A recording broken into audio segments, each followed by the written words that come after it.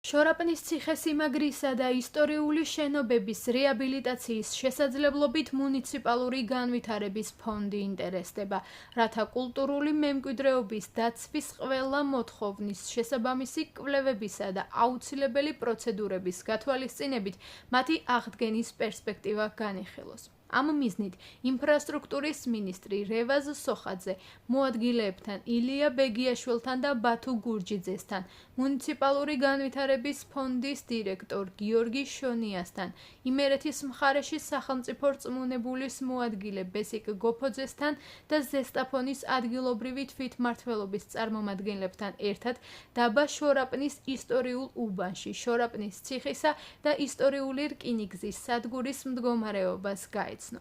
შორაპნის ციხე ანტიკური და შუა საუკუნეების ციხესიმაგრე, რომელიც ზესტაფონის სავიზიტო ბარათად მოიაზრება, უძველესია საქართველოში.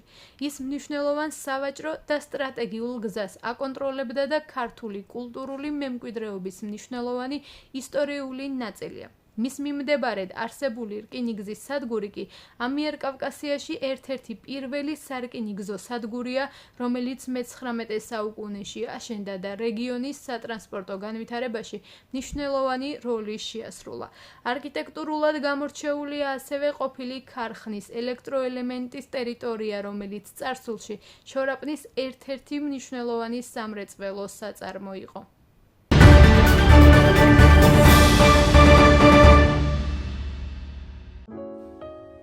მე ვარ ინგა გოცაძე. გოცაძეა ჩემი მეუღლის გვარი. ისე კაბანაძე ვარ. წარმოშობით ვარ ჭიათურიდან. ჩვენი შთამომავლობა იქით რაც ცხოვრობთ, ვაკეთებთ ჭურებს, მექვევრეებს გვიძახიან. იქიდან გამომყვა ალბათ როგორც ჩანს ეს ცოტა ეს ხელოვნური სიტუაციები და ვიცი. თავიდან ეს არ შემინიშნავს. რაც მარტო იმ ჭურებს არ ვაკეთებდით იქ და ვეხმარებოდი დედას და მამას. მის მერე ბავშვები წამოვზარდე, მეუღლე დამეღუპა და ცხოვრება გრძელდებოდა. ძულომივით ვიყავი ჩემი შვილებისთვის, რომ ის არავის არ ეთქვა, ობოლი არიან, ეს არ აქვთ, ის არ აქვთ, შეძლების დაგვარად. ამასთან ერთად ორ მულიშვილს ვსდიდი. იმდენი მადლი მაქვს ნაკეთები, ღმერთი ალბათ მიტომ იდგას გვერდით.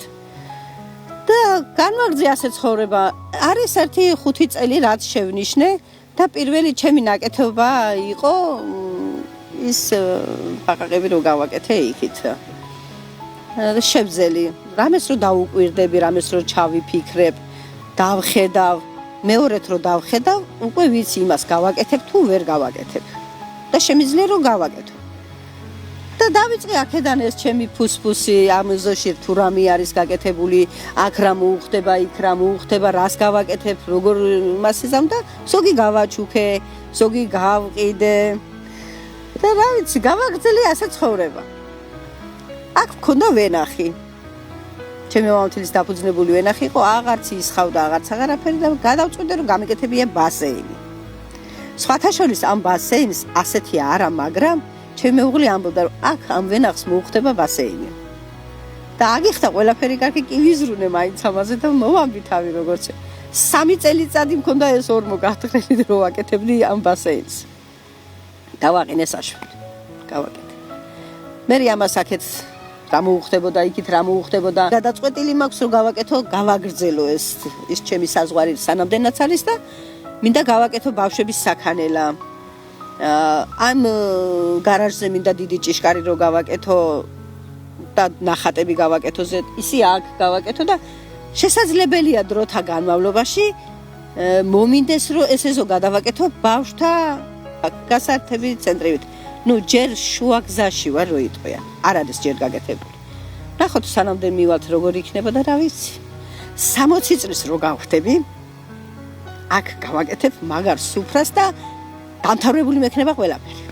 ეს არის ყველაფერი ბეტონით გაკეთებული. რომ იჩერებიან სტუმრები, როცა მოდიან, კითხულობენ, ეს ხი აქ იდგა? არ იდგა. ეს არის ბეტონით გაკეთებული. არის ისეთი კარგი ხელოსნების ნაკეთები, მე ამას ვერ დავიბრალებ, მაგრამ დღესდღეობით რო დავადგე, გავაკეთებ ასეც. ბევრი რაღაც ვისწავლე იმ ხალხიდან. მამაშვილი არიან და ძალიან ბევრი რაღაც ვისწავლე. რასაც შემით ვაკეთებდი, იქ დავინახე კიდე უფრო მეტი შესაძლებლობა მომეცა. და რა ვიცი, ყველაფერი ბეტონის არის. ამ ბეტონზე მუშაობა სჭირდება კონსტრუქციებით, რამდენადაც აქ ეს ჩემი ხელით მე ვადუღებ თვითონ, თავიდან გამიჭერდა, მაგრამ შედუღება ვისწავლე და ხუმრობდი პლოშადის გონია მე დავადუღოთ, ხო ისე დავხელავდით. ქალის საქმე არ არის მართალია, მაგრამ როცა გჭირდება, მეტი საშველი არ არის და უნდა გააკეთო და გავაკეთე კიდეც. და სხვათა შორის მე არა ვარ მხატვარი. არ შემიძლია იქიდან ერთი ნისკარტი რო ნისკარტი ფრთა არის. აი თუნდაც ეს სკამი, ან თუნდაც ეს სოკო, მე ამას ვერ შევქნი ნახატით.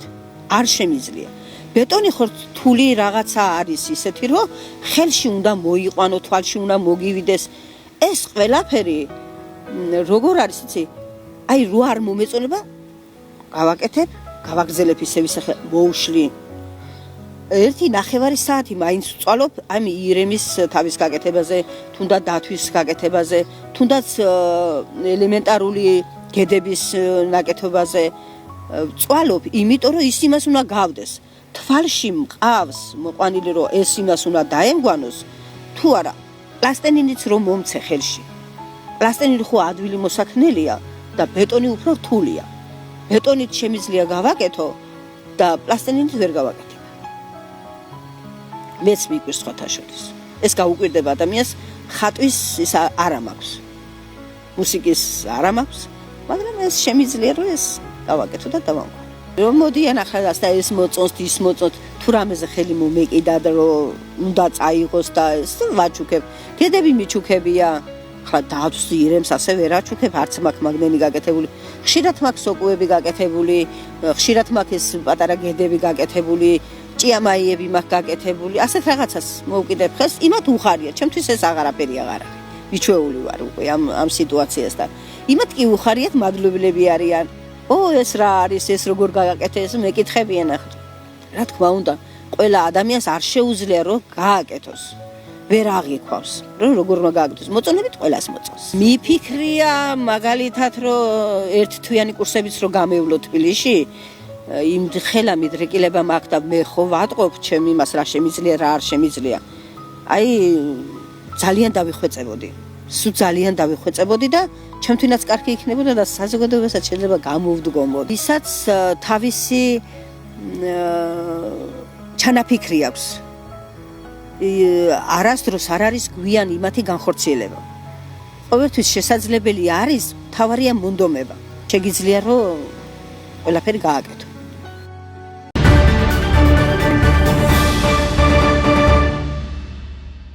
იყო საქართველოში გასამართ რაფის ტურნირთან, რომელიც ჭიდაობაში ტარდება ამ შაბათს და მეც ვიღებ მონაწილეობას. როგორც იცით, 8 ოლიმპიური ჩემპიონი იღებს მონაწილეობას აქ.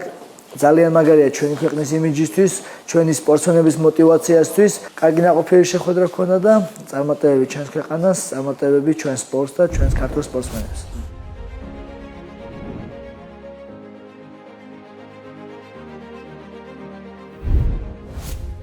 მერაბდვალიშვილს მადლობა გადაუხადე იმ უღაწლისთვის, რაც მას ქართული სპორტის პოპულარიზაციის კუთხით აქვს გაკეთებული. ასევე ლევან ჩოხელს მიულოცე წარმატებული დებიუტი UFC-ში, დარწმუნებული ვარ, რომ ის არაერთ ბრძოლას მოიგებს და არაერთხელ გაახარებს ქართულ გულშემატკივარს. ასევე მერაბდვალიშვილს, რომელსაც შაბათს რაფის ეგიდით მოუწევს ჭიდაობა, უსურვე წარმატებული ასპარეზობა და დარწმუნებული ვარ, რომ საქართველოში ჭიდაობაში გაახარებს ქართულ გულშემატკივარს თავისი მოგებით.